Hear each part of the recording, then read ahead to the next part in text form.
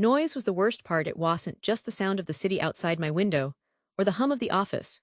It was the noise inside my own head, an echo chamber of everyone's opinions. My partner, at the time we were sitting, at that little kitchen table, the one with the wobbly leg. I was trying to explain this idea. I had this spark I couldn't shake. And he just listened with this patient, condescending smile. When I finished, he reached across the table, patted my hand, like you would a child who's just said they be an astronaut, and he said, "Honey, you're a dreamer, and I love that about you. But let's be realistic, you can't do this alone, no one can, it's too big." Reply, trying to sound professional, capable, like I did this every day. We exchanged a few emails, agreed on a price. And just like that, the payment landed in my new separate business account. It wasn't a huge amount of money, but it was money I had earned entirely on my own. No one had introduced me, no one had vouched for me. I had built the door, and someone had walked through it. The discipline was intense. I built systems from scratch. My process was lean, everything designed for clarity and speed. What took a department of 10 people 2 weeks, I could do in 3 days. Because I wasn't waiting for signatures or navigating office politics. I was just working. The work was the point, the value was the product. I kept my overhead near zero. My office was a room in my apartment. My only employee was me. And that was the entire advantage. The first real victory was small on paper. A client, a good one, that my old company had taken for granted, decided to give me a trial project. It was a complex, messy problem they'd been struggling with for months. I delivered it 2 days early, under budget.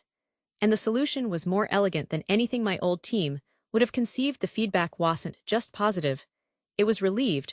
They'd finally found someone who would just do the work without the song and dance. That one project led to another. Word of mouth is a powerful thing when you're good. The silence of my operation became its own reputation. I wasn't noisy. I was effective. The business grew not like a wildfire, but like a carefully tended tree, putting down deep roots. Then came the moment I was reviewing my quarterly numbers, and an email popped up. It was from a client, a major one of the cornerstones of my old company's portfolio. The subject line was simple: statement of work. They were moving their entire account. The message was brief and professional, but I could read between the lines. They were tired of the bureaucracy. They wanted the results I delivered. That same week, I sat down to look at my annual revenue. The number on the screen didn't seem real at first. I had to calculate it again. In my first full year on my own, I had earned more than double my highest ever salary at the corporation, and I kept more of it. The fortune wasn't just in the bank account.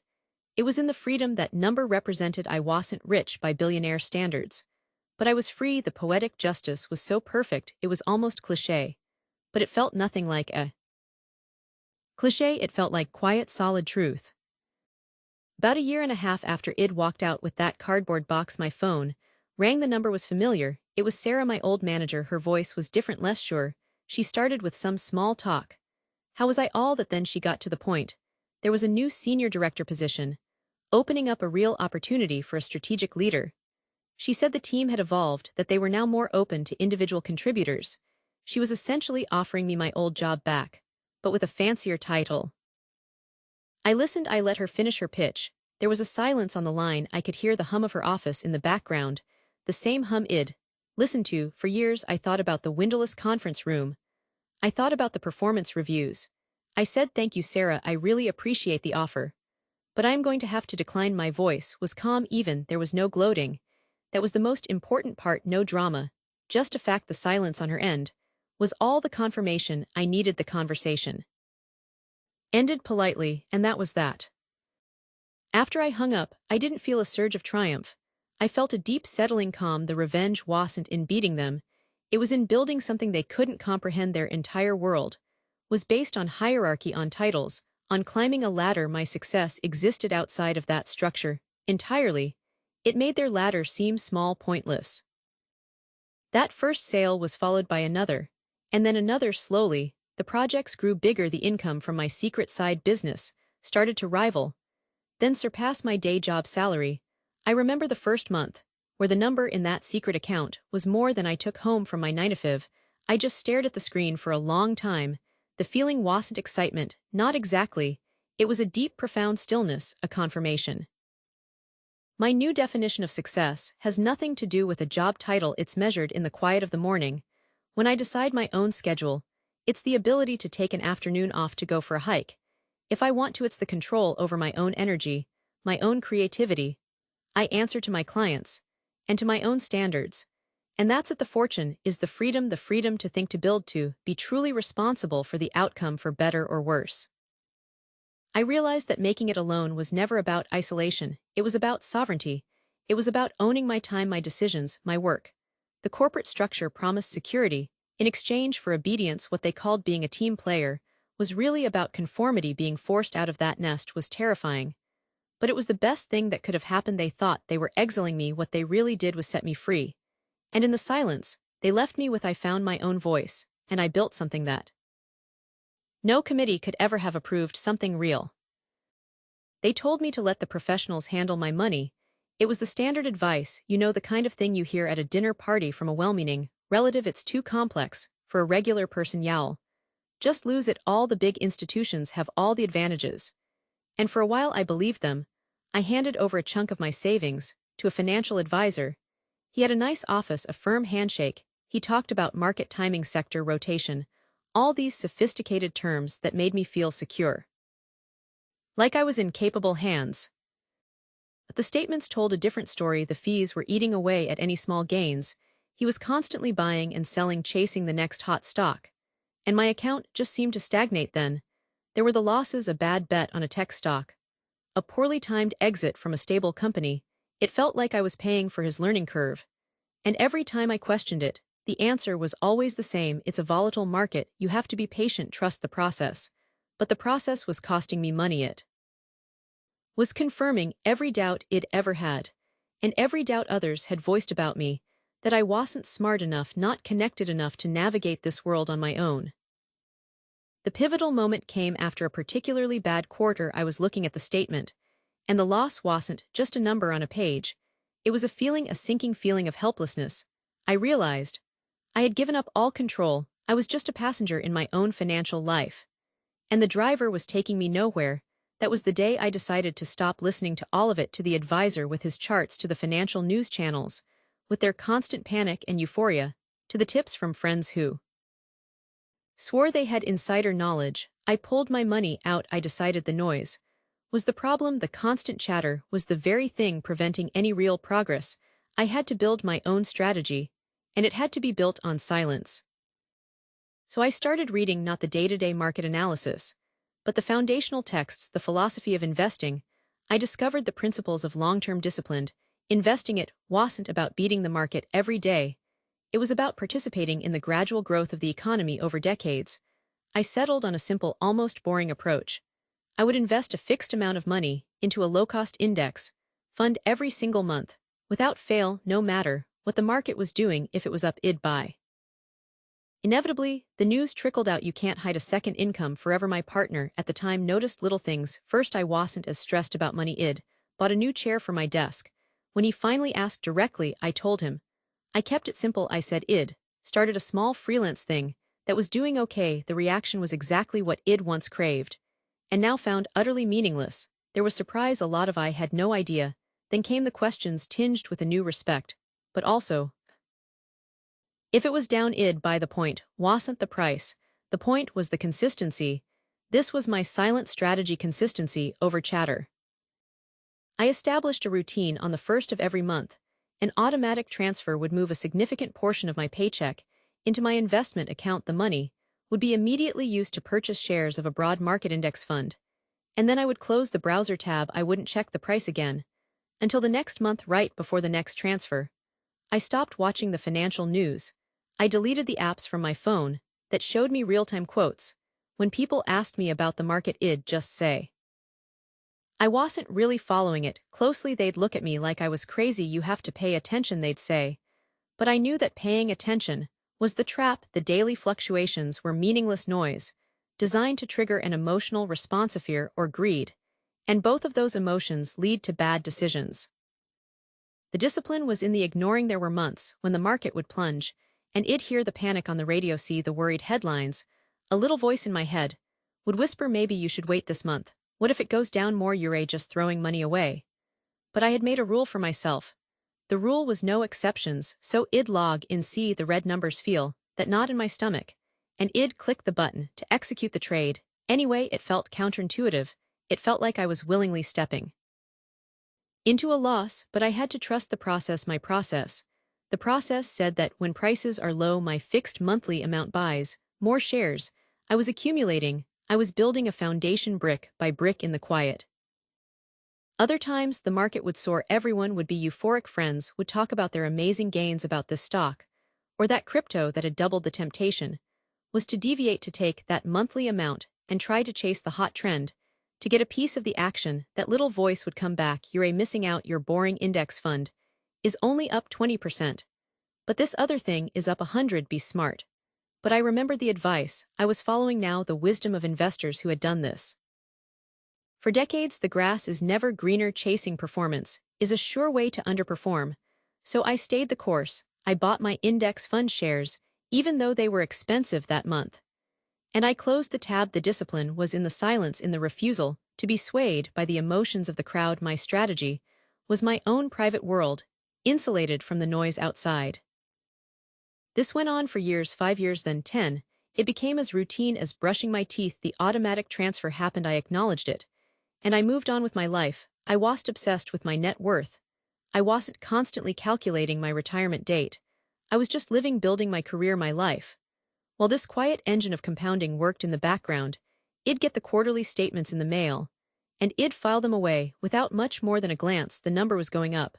I could see that from the thickness of the statement, but I didn't dwell on it. The silence had become a habit. The discipline was no longer an effort, it was just who I was. The breakthrough wasn't a single dramatic event. It was a slow dawning. It was around the 12 mark. I was doing some year-end financial planning, and I decided to really look at the statements, not just the most recent one, but to track the progress from the beginning. I laid them all out on my desk. From that first tentative monthly investment to the most recent, I started adding up the total amount of capital I had contributed over those 12 years. It was a substantial sum, the result of strange sense of betrayal, as if I'd been keeping a secret life, which of course I had. The compliments felt hollow. I always knew you had it in you, he said, and the irony was so thick you could taste it. But none of it landed. Their doubt had once been a boulder in my path. Now, it was just a pebble I could kick aside without breaking stride. The victory was no longer about them. The audience had vanished. Relentless saving. Then I looked at the current value of the portfolio. The difference was staggering. It was more than just the sum of my contributions. The power of compounding had taken over. The earnings were now generating their own earnings. The line on the graph wasn't just sloping upwards. It was beginning to curve upwards, getting steeper with each passing year. The silent, consistent contributions had snowballed into a small fortune. I compared the total return to the inflation rate to the average returns of the actively managed funds my old advisor had used. My simple, silent strategy had outperformed them all, and by a significant margin, and it had done so with zero stress, zero daily effort. The fortune wasn't built in a frenzy of buying and selling. It was built in the quiet, month after month, while I was simply living my life. That was the moment of true realization. The confidence that flooded me wasn't arrogant, it was deep and quiet. It was the knowledge that I had been right to ignore the noise. I had proven the dismissive advice wrong. An individual investor with discipline and a simple plan could not only compete with the big institutions, but could actually win.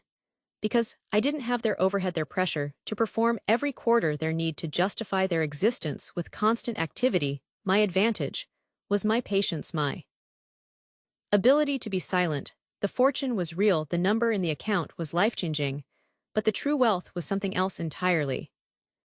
The true fortune is the unshakable foundation of financial peace.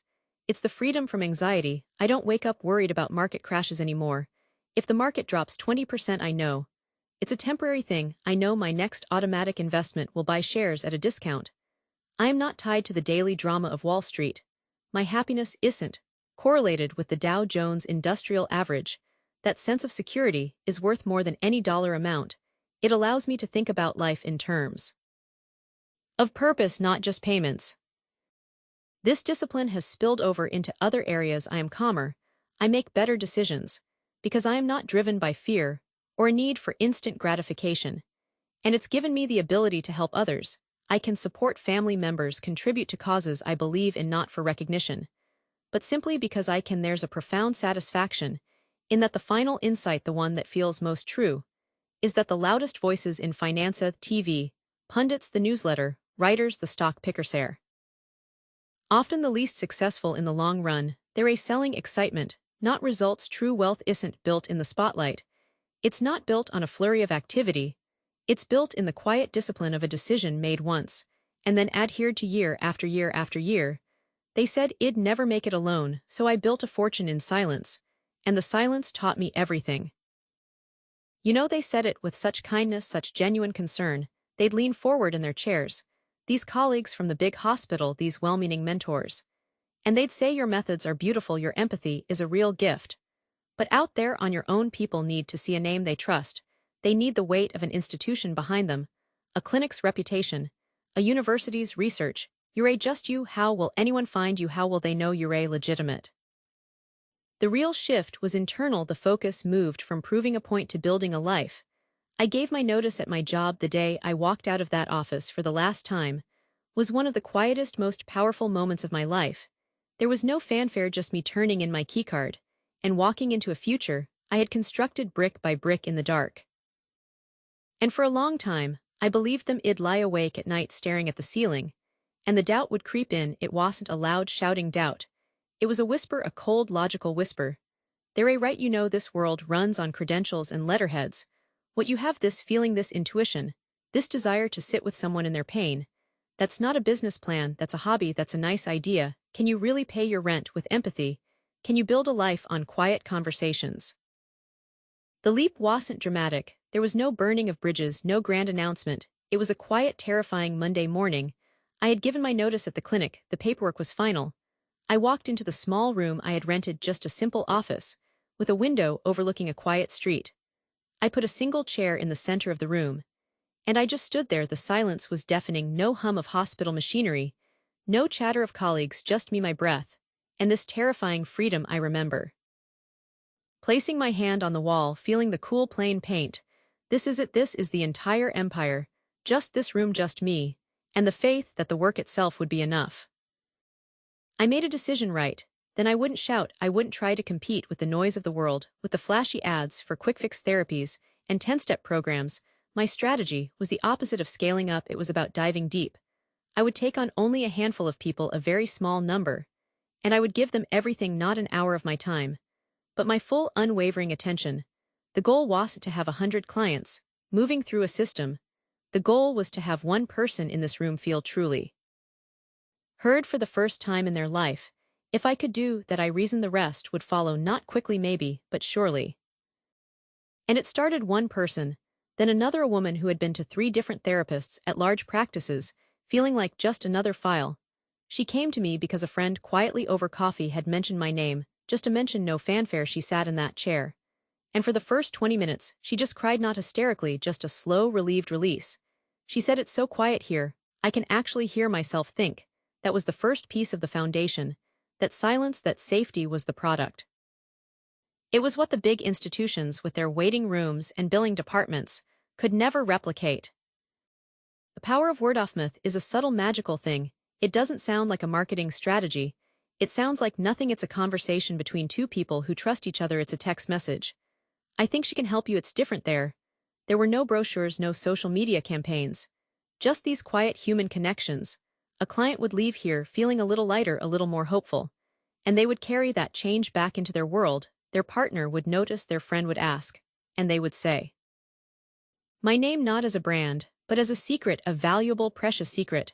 The practice began to fill, not with a flood of inquiries, but with a slow, steady trickle of the right people, the people who were tired of the noise and were ready for the silence. I was building a sanctuary. That was the only word for it, whether it was the physical room with its soft light and simple furnishings, or the virtual space we created during a session. It was a place apart, a place where you could take off the armor you wear every day, the armor of being fine, of being strong, of having it all together. In here, you could be messy, you could be scared, you could be angry. And it was safe. I curated that safety like it was the most important thing in the world, because it was the fortune when it came was tangible. The financial security was undeniable. I paid off all my debts. I bought a small place of my own. The stress of rent, of bills, of unexpected expenses just evaporated. That in itself was a kind of wealth I had never known. But the money was just the surface. The real fortune, the lasting wealth, was what it built inside me. It was an unshakable self-confidence. It's a knowledge that lives in your bones, that no matter what happens you have the ability to figure it out. Entire premise. And then one day I realized something. My calendar was full, not just for the week, but for the month, and there was a waiting list, a list of people who were willing to wait, not for a famous institution, but for a slot in this quiet room with me. I looked at my books, and I saw the numbers. I was charging a premium for my time, yes, because what I was offering wasn't a standardized service. It was a completely personalized, co-created journey. It was intensive, it was effective, and people were willing to invest in that. They were paying for the results that the large impersonal systems had failed to deliver. Financial success was undeniable. I had built a fortune in the most literal sense. But the realization that hit me, the one that truly humbled me, was that the money was just a byproduct.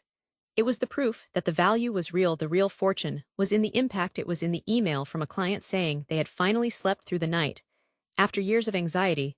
It was in the voice of a man who could finally speak to his father without anger. It was in the trust that filled the room during a session.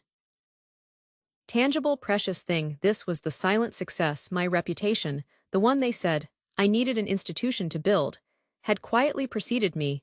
It had built itself, one healed heart at a time. The wealth I felt wasn't just in the bank account. It was in the freedom of a Tuesday afternoon. It was in the ability to take a walk when I needed to clear my head, because my schedule was my own. It was in the deep, fulfilling exhaustion at the end of a day, spent doing work that felt like a calling, not a job. The fortune was in the life I had built around the work, a life of intention, of quiet, of meaning. The ultimate validation, the silent rebuttal to every single doubt, came from watching the ripple effect. It wasn't just about the one person in the chair. When one person heals, they change the ecosystem around them. They become a better parent, a kinder partner, a more present friend. I saw clients start their own businesses, mend broken relationships, find the courage to leave toxic situations. Their healing created waves of positive change that spread out far beyond my office walls. I was just a single point in that network, but the impact was geometric. They told me I'd never make it alone. They said I needed the clinic's name, the university's seal. But I built my fortune in silence, by focusing on one person, one session, one moment of genuine connection at a time. The lesson was so simple yet so profound. The most powerful way to build something lasting isn't to try and be everything to everyone. It's to be everything to someone, to be completely present for the person right in front of you. That focus, that depth, creates a quality of care that is its own advertisement. It builds a reputation that no marketing budget can buy. The fortune wasn't in the noise. It was in the silence. I cultivated the space where true healing could finally begin. Have the discipline to see it through. You have the strength to rely on yourself. That self-reliance is a quiet peace that nothing can take from you. You stop looking for external approval because you are your own most reliable source. The first time I said it out loud, I was in a room full of people who were supposed to be my peers. We were at one of those industry mixers. You know, the kind with the cheap white wine and the name tags. I was talking to a guy, a producer for a local news station. He asked me what I was working on, and I told him. I laid out the whole idea for this new kind of documentary series. Something raw, something personal, something you could only really make from a place of genuine obsession. I talked about doing it all myself, the filming, the editing, the sound design. He took a slow sip of his wine and looked at me with this mixture of pity and amusement. He said, "That's a cute idea, a passion project." Then he leaned in a little, like he was letting me in on a secret. "But you have to be realistic. You and your webcam, you can't compete with studios, you can't compete with production teams. You need a budget, you need a network. What you're describing, it's not a business model, it's a hobby." And he wasn't the only one. Everyone said a version of the same thing. My friends, my family. They'd see me hunched over my laptop at 2 in the morning editing footage. And they'd say, "Why are you killing yourself? Just get a job with a company, join a team." They saw the lack of resources as a dead end. No fancy camera, no soundproof booth, no crew to share the load, just me in my bedroom with a second-hand microphone and a stubborn idea. But that's the thing they didn't get. They saw the lack of a team as a weakness. I started to see it as a strength, a strange, brutal strength. Because when you have no one to answer to, no committee to approve your ideas, no producer to tell you What's marketable? You are left with only your own taste, your own voice, the decision to start anyway, to embrace the one-man band model. That wasn't a decision born of arrogance, it was born of necessity. It was the only door that was open, so I walked through it. And the grind began, a grind so monotonous and all-consuming that it would have broken a committee in a week. My schedule wasn't a 9 to 5 thing. It was my entire life. I'd wake up at 5, write scripts, until 8, go to my day job, come home, film for 3 hours, then edit, until my eyes blurred. Weekends weren't for rest, they were for catching up on the audio, mixing the color, grading the researching for the next episode. I remember one night, it was probably 3 in the morning, and I was trying to fix a sound issue, a hum in the background of a crucial interview. I'd been at it for hours, applying filter after filter, listening to the same 3-second clip on a loop, until the words lost all meaning. That was the reality. It wasn't glamorous. It was me alone, in a silent room, obsessing over the texture of ambient noise. Because I believed on some level, I couldn't even explain, that the audience would feel that difference, that they would subconsciously recognize the care. I learned everything out of sheer stubbornness: how to build a website, how to manage a content calendar, how to design a thumbnail that actually made someone want to click. There was no separation between the creative and the business. I was the artist, and the accountant, the director, and the social media manager. And through all of it there was this deafening silence: no applause, no feedback, no pats on the back. For the first year, it felt like I was throwing these meticulously crafted episodes into a void. The subscriber count crawled upward so slowly, it was almost imperceptible. They said I'd never make it alone, and in a way they were right. I didn't make it alone for them. I didn't make it alone for the applause or the recognition. I built my fortune in silence for the quietest audience of all, myself. The true wealth wasn't the number in the bank account. It was the profound satisfaction of knowing that every single part of it, the good and the bad, was built with my own 2 hands. It was the peace of looking back at the long solitary grind and knowing without a shadow of a doubt that I did it my. But I stopped looking at the numbers. I had to. Instead, I focused on the craft. I focused on the 1 or 2 comments that would pop up, a comment that said, "It feels like you're talking directly to me."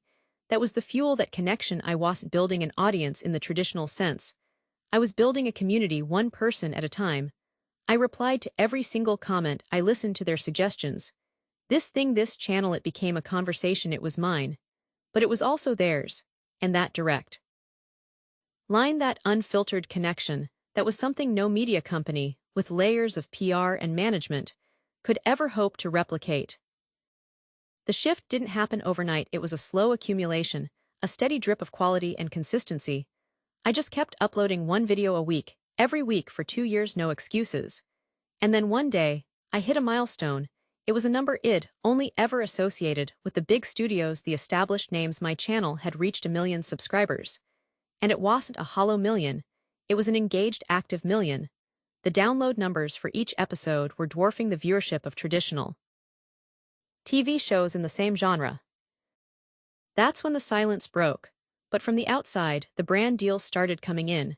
But they were different. They weren't the kind where they sent me a script and a list of demands. They were emails that said, "We love what you've built. We want to be a part of your world.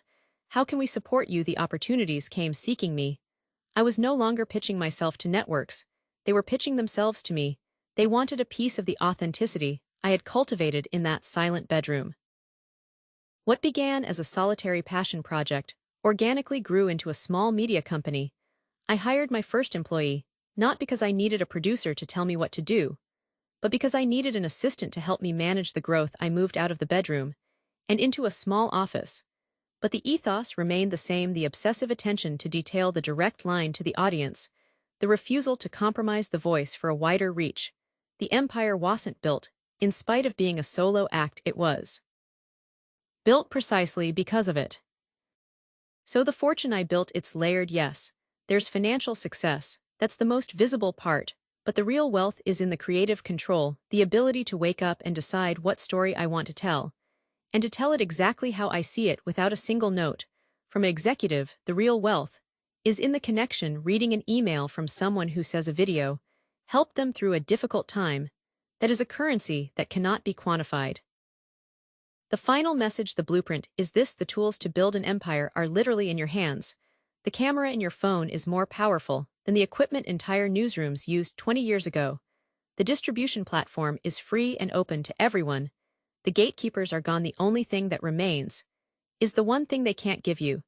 And they can't take away the silent, stubborn will to use those tools to embrace the grind, when no one is watching, to obsess over the details that no one else will notice, but that together create an experience that feels true. Way, and that, it turns out, is the only fortune that really matters. Your greatest limitation, the thing they laugh at, the lack of a team, the lack of a budget, the solitude of that, can become your most powerful advantage. Because in that silence you are forced to find your own voice, and a genuine voice, unmediated and unfiltered, is the rarest and most valuable thing in a world full of noise. They said, "I'd never make it alone." So I stopped trying to make it the way they did. I built a fortune in silence, one upload at a time. And the silence, it turns out, was the most powerful sound of all. You remember the first time they said it, not to your face, not directly, but you heard it leaning against the doorframe, just outside the kitchen, the low murmur of voices inside your mother's sigh. "She's just not disciplined enough for something like that. She's always been a dreamer."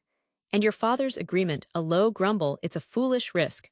She needs a team, a structure. She'll never make it on her own." That was the phrase that stuck. "You can't do this alone." It wasn't said with malice. In a way that was worse, it was said with a kind of pity, a certainty that he was protecting me from my own ambitions. And the anger, it was a cold, sharp thing that settled deep in my chest. It mixed with this terrifying fear. Because a part of me, a loud part, whispered that he was probably right. Who was I to think I could build something from nothing? I had no safety net, no family money, no powerful connections. Just this stubborn. The words didn't feel like words, they felt like a fine dust, settling over everything, seeping into the cracks of your confidence. They became the voice in your head at 3 in the morning, when the work was hard. And the screen was blurry. That's when the invasion truly began. The external voices became internal demons. They didn't shout, they whispered, they were insidious. You'd sit down to plan your day, and the whisper would say, "Why bother? You're not disciplined enough." You'd face a difficult decision, and the grumble would echo, "It's a foolish risk. You need a team." It built a mental prison brick by brick. The walls were made of self-sabotage. You'd procrastinate on a crucial task, not out of laziness, but out of a deep-seated fear that once you started you'd prove them right, you'd fail, and their voices would be validated. The ceiling was imposter syndrome, a low-hanging cloud that made you feel like a fraud waiting to be exposed. Any small success felt like a fluke, a mistake that would soon be corrected. And the floor was constant anxiety, a trembling unease that never really left. It was the fear of being watched, of being judged, even when you were completely alone. The turning point came on a Tuesday. I was staring at a spreadsheet, my hands shaking slightly. The numbers were blurring together, and the chorus in my head was at full volume. "You can't do this. You're not enough. It's too big." And in that moment, a simple, terrifying thought broke through. I realized that I could have the perfect plan, the perfect product, the perfect everything. But it wouldn't matter, because the battlefield wasn't out there in the world. The battlefield was right here, inside my own skull. To have any chance of succeeding externally, I had to first win the war internally. The narrative had to change. I had to become the author of my own story, not just a reader of the one they had written for me. So I built an armory for my mind. It wasn't fancy, it was basic, deliberate work. The first weapon was meditation, not for hours, just 10 minutes in the morning, sitting in the quiet, and learning to watch my thoughts go by like clouds. Instead of getting caught in the storm of a failure, I learned to say, "Ah, there's the failure thought again." It lost its power when I stopped fighting it, and just acknowledged it.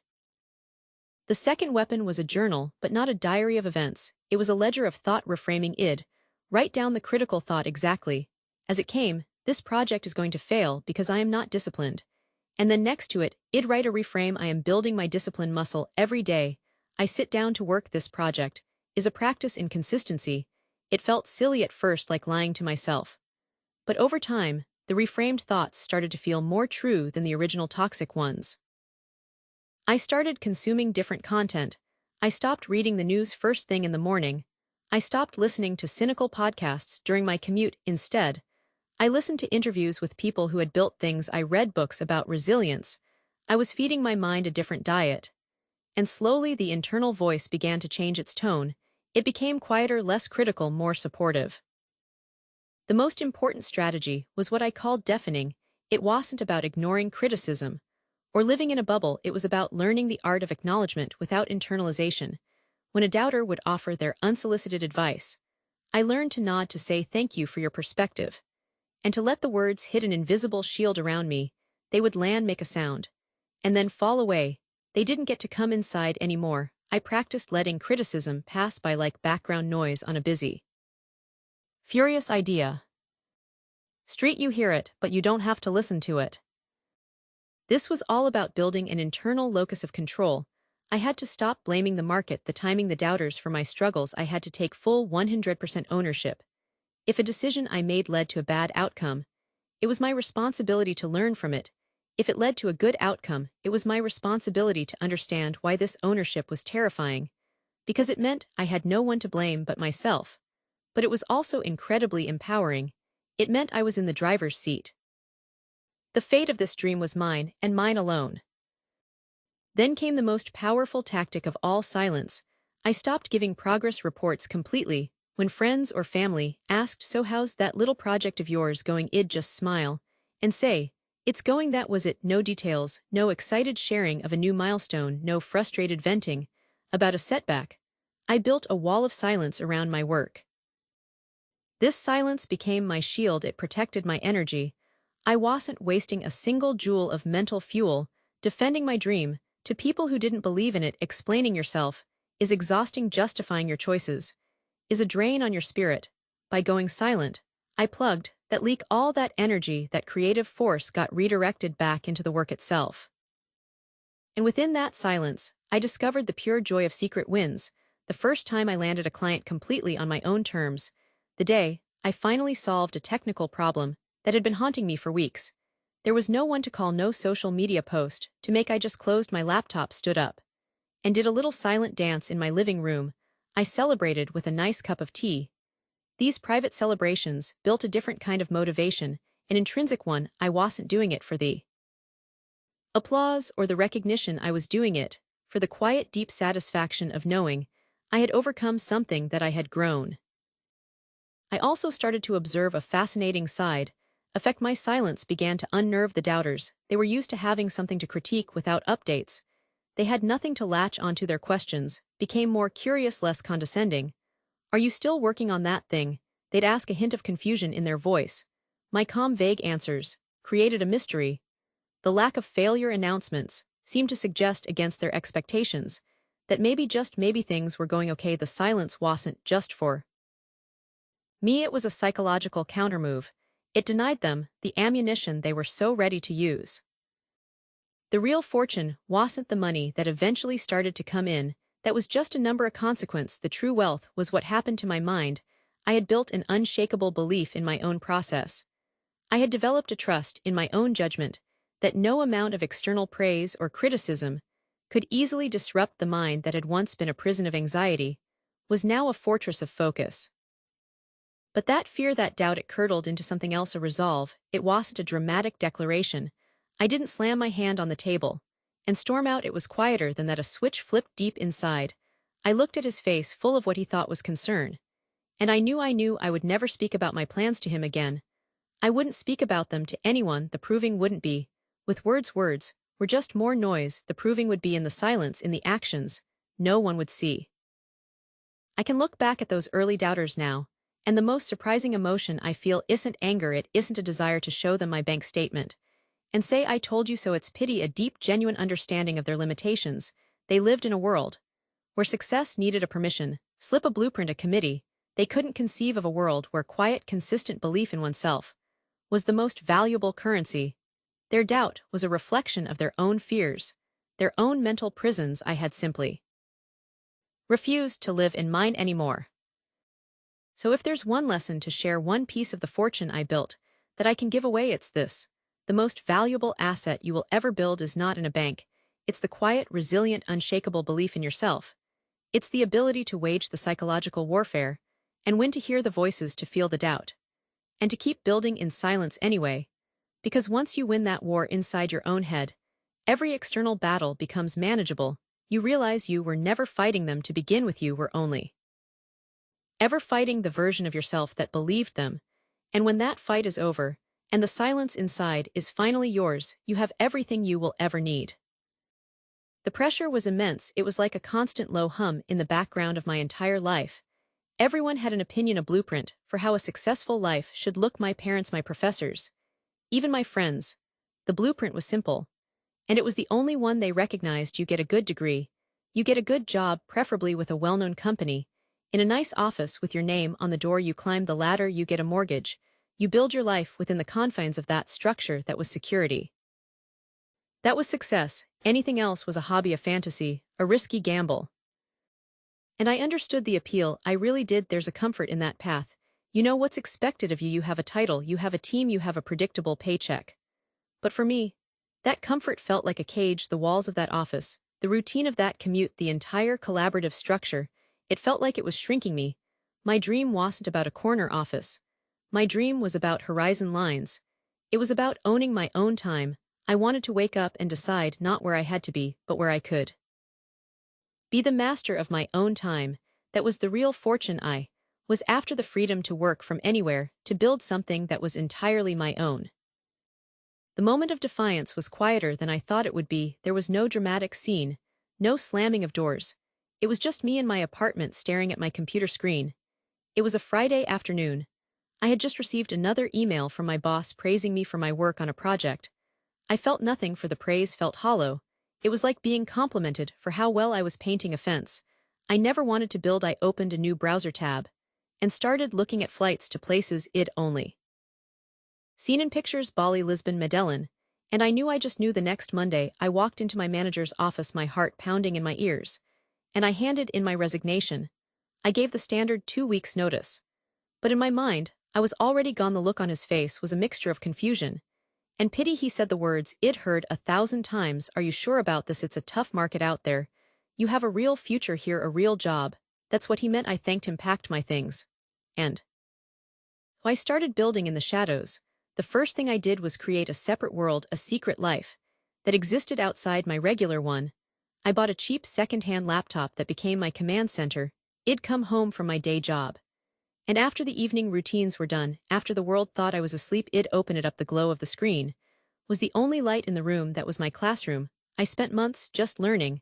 I devoured every article, every online course, every tutorial I could. Walked out into the sunlight of a weekday morning feeling terrified and utterly, completely free.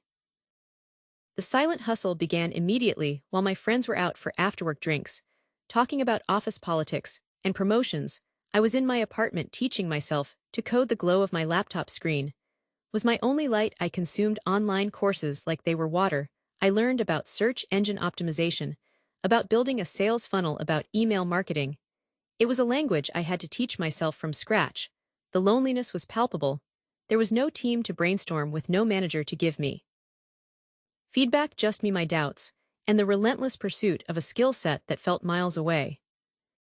I remember the first website I built. It was clunky, the colors were awful, the copy was stiff. But it was mine. I'd stay up until 3 in the morning tweaking lines of code, trying to make a button align perfectly. My social life evaporated. Invitations to parties and dinners would come in, and I'd decline, giving some vague excuse. I couldn't tell them I was spending my Friday night building a landing page for a business that didn't exist, yet they wouldn't have understood. They'd have seen it as a waste of time, so I kept it to myself. The struggle was my secret. When I finally started traveling, the challenges just evolved. I was in a coworking space in Chiang, surrounded by other digital nomads, and yet I'd never felt more alone. The internet would cut out in the middle of a crucial client call, and I'd have to scramble to find a cafe with a stable connection. I'd be in a beautiful exotic city looking out at mountains or a bustling street market, but I'd be chained to my laptop trying to meet a deadline. The self-motivation was the hardest part. Without a boss looking over my shoulder, without the structure of an office, the only discipline was my own. Some days it was a battle just to open my computer. The temptation to go explore was so strong, but I knew that the freedom to explore was earned through the discipline of the work. I adopted a strategy of complete silence online. I saw so many other aspiring entrepreneurs constantly posting about their journey on social media, the inspirational quotes, the photos of their laptops on a beach, the endless talk about their grind. It felt like noise. It felt like they were performing success instead of building it. I made a conscious decision to avoid all of that. I didn't post a single thing. I didn't talk about my business. I just worked in the silence. There was a purity to the effort. It wasn't for likes or for validation from my peers. It was for me. It was the quietest, most personal project I had ever undertaken. The breakthrough happened in a most unceremonious way. I was in a small coastal town in Portugal, sitting on a rickety chair in a rented room. The notification sound from my email was usually a source of anxiety. Another bill, another spam message. But this one was different. It was an inquiry from a potential client in Germany. They had found my website, they liked my portfolio.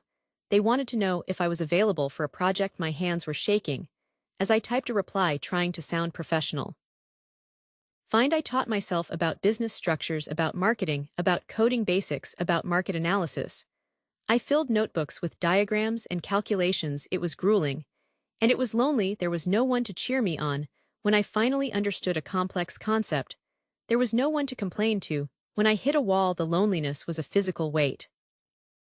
And calm, we had a video call. I was so nervous, I almost forgot the time difference. But we connected. They liked my ideas. And then the moment that changed everything, the payment notification for the deposit hit my account. It wasn't a huge amount of money, but it was validation. It was proof the model worked. Someone on the other side of the world was paying me for work I did from a tiny room overlooking the Atlantic Ocean. That was the first thread of the fortune I was building.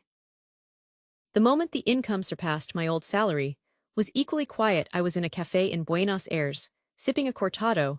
I was doing my monthly accounting, updating my spreadsheet. I tallied up the invoices I'd sent that month. The payments that had cleared. I did the math once, then I did it again, my finger tracing the numbers on the screen. The total was higher than my monthly take-home pay from my old job, significantly higher. There was no one to high-five, no one to tell. I just sat there in the buzz of the cafe and let the feeling wash over me. It wasn't excitement. Not really. It was a deep, profound sense of quiet victory.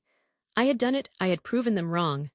But more importantly, I had proven myself right. I celebrated by buying myself a second coffee, and getting back to work. The work itself had become the reward.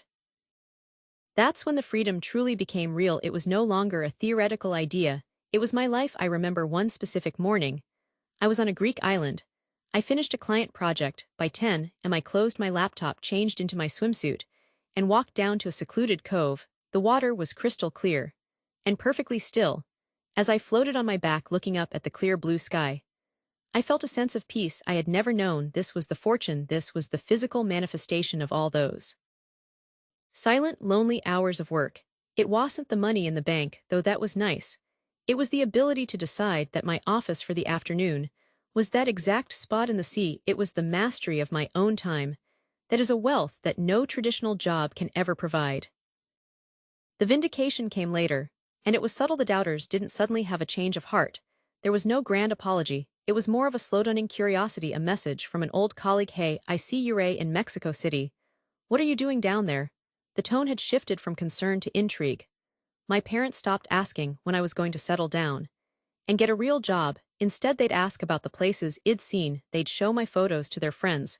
The narrative changed from he's being reckless to he's built something amazing. Sometimes I'd detect a hint of admiration, even envy in their voices. They saw the life I had crafted, the freedom I enjoyed, and they began to understand that there was more than one way to make it. Now when I look back, I see the value in the silence. By building my fortune away from the spotlight, away from the digital noise and the opinions of others, I built something pure. It wasn't a performance. It wasn't built for external validation. Every skill I learned, every client I gained, every challenge I overcame was for me. It was a success story that belonged entirely to me, untainted by anyone else's expectations or interpretations. They said I'd never make it alone, so I went away and built a fortune in silence.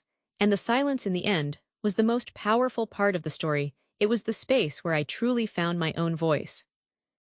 The first time I heard it was from a professor. I'd stayed after class, my portfolio clutched in my hands, my heart pounding with a kind of hopeful terror.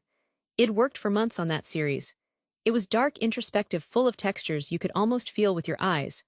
I thought it was my best work. He was a well-respected figure, a man whose own paintings hung in corporate lobbies.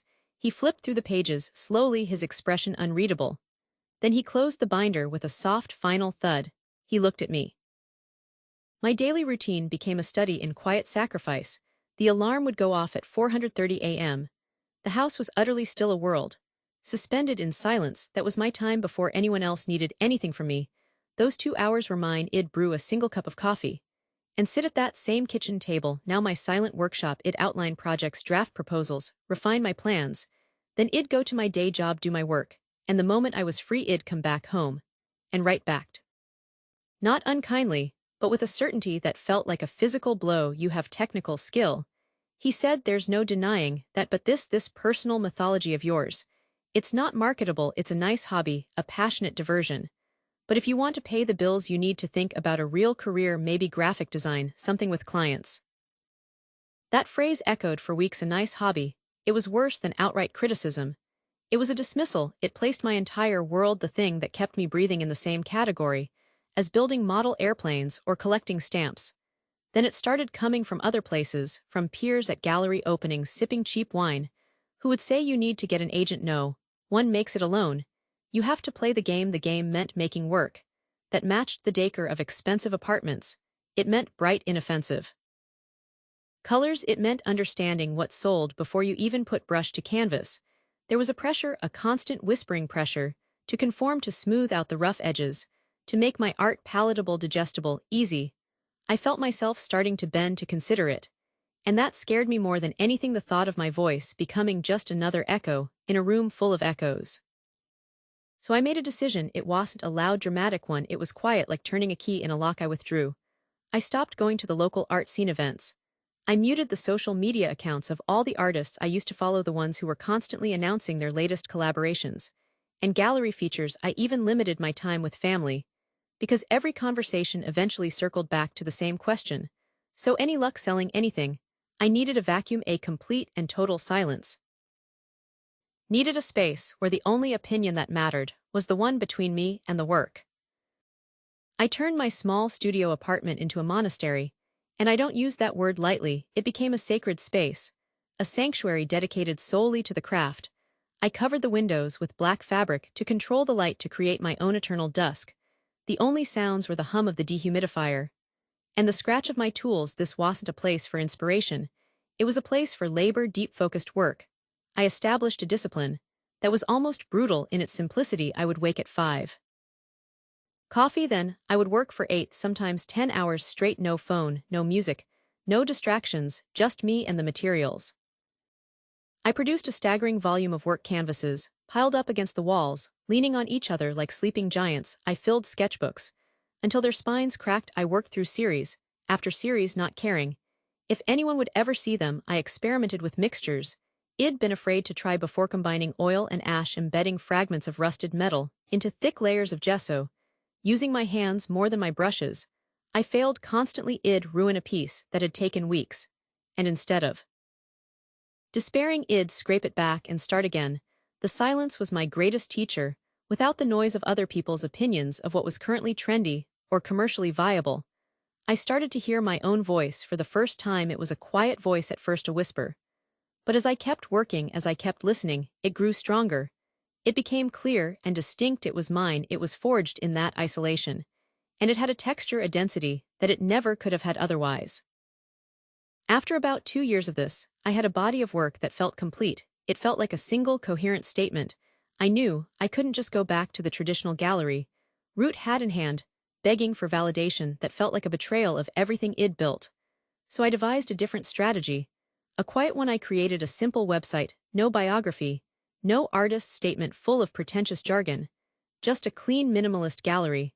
I uploaded high-quality images of the work, one piece per laptop. Social invitations were declined with vague excuses. Friends slowly stopped calling. My world shrank to the size of my apartment. And my ambition, I stopped seeking validation. Because there was no one to give it, the work itself became the reward. Every line of code I wrote, every business plan I refined, was a brick I was laying in this invisible foundation. The solitude which I had feared would break me became my greatest strength. It was my fuel. The silence wasn't empty, it was full of potential. Weak. I didn't announce it with a big launch. I didn't send emails to critics or curators. I just let it exist. It was like placing a message in a bottle and tossing it into the ocean. I didn't expect anyone to find it. The act of putting it out there was in itself a form of closure. It was me saying to the universe, This exists, that is enough. For months, nothing happened. The website got a handful of hits, a week probably from bots. I kept to my routine, starting new work, not even checking the analytics. Then one morning, I saw a spike, a big one. Then my inbox had a message. It was from a blogger in Germany who wrote about contemporary art. She had stumbled upon the site somehow, through some labyrinthine path of internet algorithms. She had written a long, thoughtful essay about my work. She didn't just praise it, she engaged with it. She understood the themes I was wrestling with. She saw the connection between the pieces. Her post was shared.